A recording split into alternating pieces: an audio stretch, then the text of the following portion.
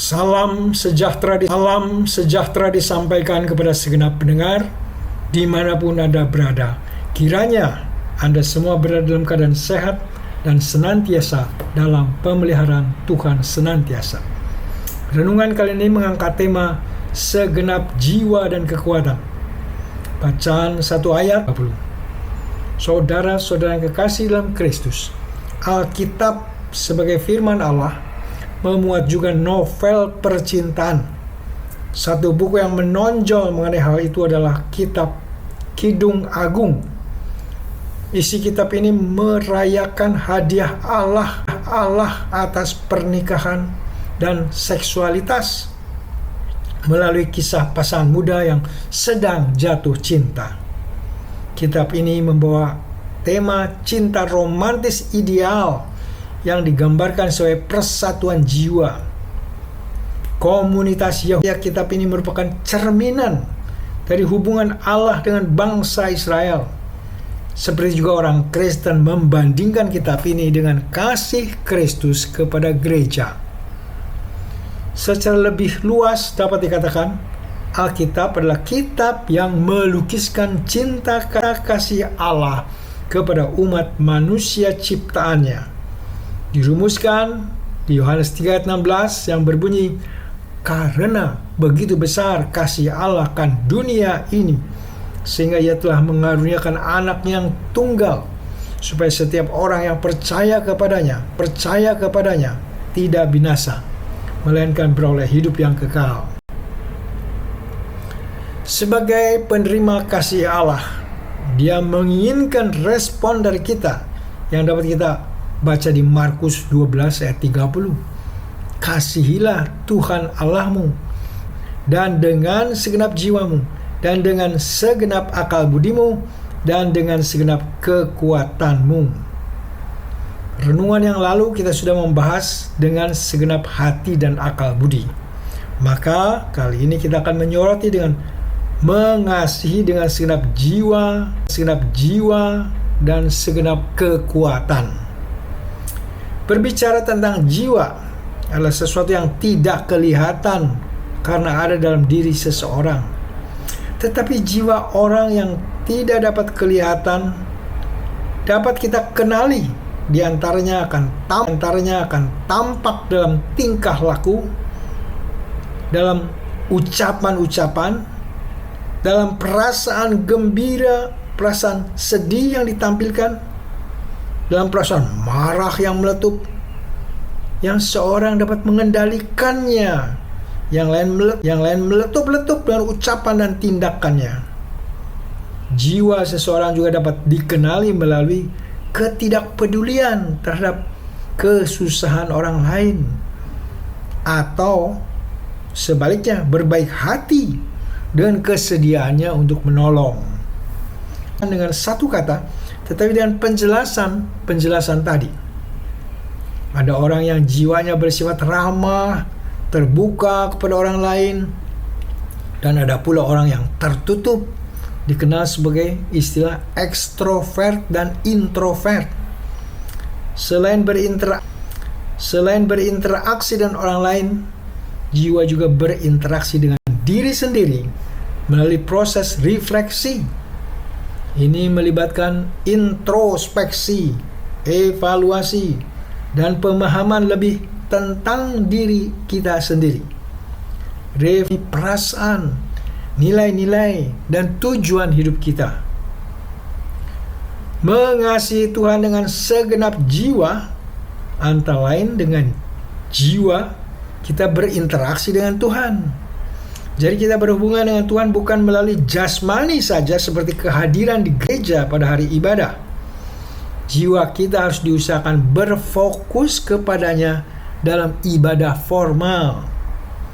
Tidak cukup, kita juga harus berinteraksi dengan jiwa kita dalam hubungan antar pribadi dengan Tuhan Allah. Interaksi diwarnai dengan cinta kasih. Dalam cinta kasih ini, jiwa kita senantiasa mencari dan merindukan untuk senantiasa berada dekat dengannya. ini seperti tanah yang tandus yang merindukan air untuk memuaskan kekeringannya. Demikian jiwa kita harus merindukan, mencari kepuasannya hanya di dalam Dia. Hidup badaniah ini cenderung mencari pemuasannya dalam hal-hal yang duniawi. Banyak dari kita mencari pemuasannya dari materi, di mana akhirnya orang terjebak dalam pusaran tidak pernah merasa puas dengan apa yang dimilikinya. Yang lainnya tidak pernah puas dengan kekuasaan, sehingga terjebak dalam pusaran, terus mencari kekuasaan dan tidak keran, terus mencari kekuasaan dan tidak ketinggalan, menghalalkan segala cara. Semua kepuasan di luar Tuhan nantinya akan menjebak, memperbudak, dan mencelakakan diri seseorang. Sebagai orang Kristen, kita tidak imun untuk mengatasi atau mencegah supaya itu jangan terjadi. Maka kita diajak agar jiwa kita mengasihi Tuhan dengan segenap jiwa. Artinya secara terus-menerus mencari Tuhan yang menjadi sumber kepuasan kita. Mazmur 42 ayat 2 menuliskan demikian, sungai-sungai air, demikianlah jiwaku merindukan Engkau ya Allah. Untuk membantu jiwa ini tetap mencari dan melekat kepada Tuhan, maka dalam agama Islam ada doa dengan menghitung tasbih. Sedangkan di gereja Roma Katolik mengenal doa rosario. Isinya adalah doa-doa yang diucapkan agar hati tetap dekat kepada Tuhan dan segala karyanya. Kita pun dapat mencari cara kreatif dengan mengulangi doa-doa pendek. Misalnya, Tuhan Yesus, terpujilah namamu. Atau ucapan lain, terima kasih Tuhan. Atau ucapan lain, terpujilah Tuhan. Yang diulang dengan hati yang tertuju dan fokus kepada Tuhan. Anda sendiri bisa menciptakan doa-doa sesuai kebutuhan Anda, sesuai dengan situasi Anda, sehingga di tengah keramaian publik, sehingga membantu jiwa kita tetap dekat dan mendekat kepada Tuhan. Hukum kasih di Matius 22 ayat 37 sampai 40 tidak mencantumkan kata kasihilah Allah dengan segenap kekuatan. Ini hanya ada pada bacaan kita di Markus 12 ayat 30. Penginjil Markus menganggap perlu menambah perkataan ini untuk makin menekankan pentingnya mengasihi Tuhan dengan segenap kekuatan sebagai penutup, menjadi pengikat dan penguat dalam hal mengasihi Tuhan dengan segenap hati, dengan segenap jiwa, dengan segenap akal budi. Ditutup dengan segenap kekuatan. Kekuatan di sini menunjukkan usaha yang sungguh-sungguh.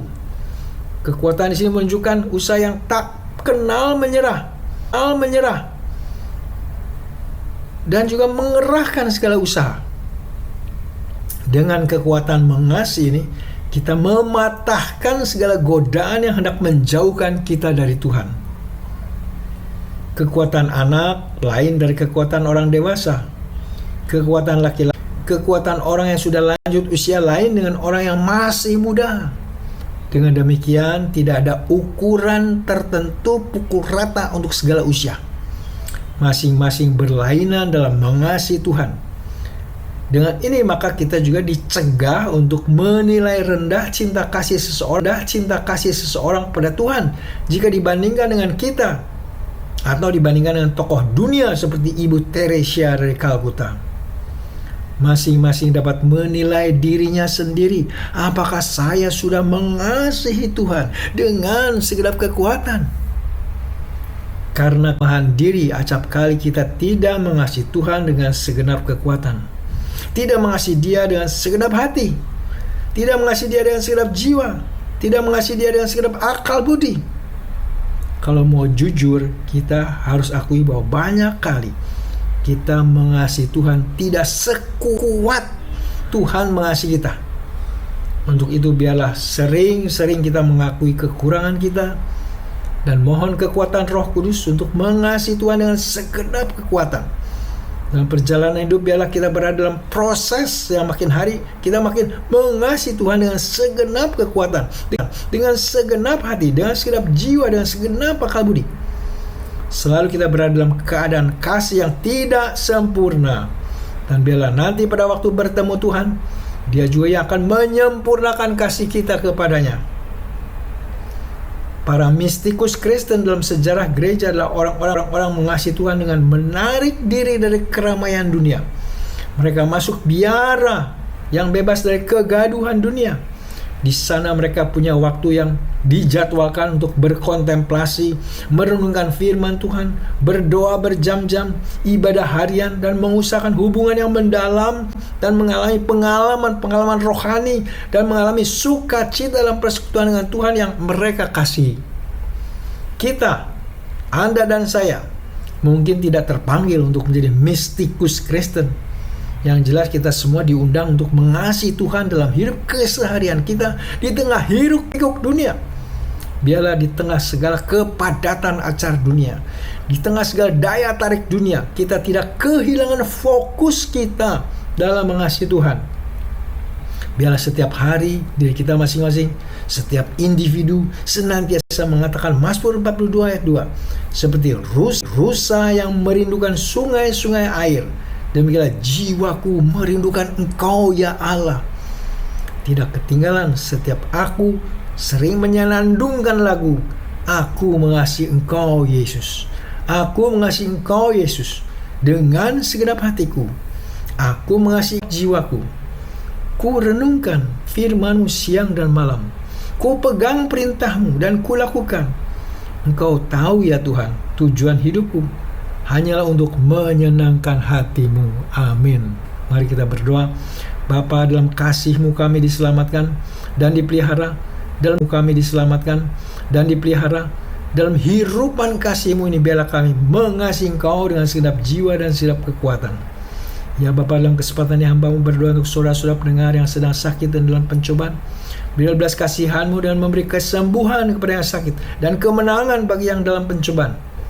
Yang kami minta dan pohonkan dalam nama Tuhan kami Yesus Kristus, Juru Selamat yang hidup. Amin.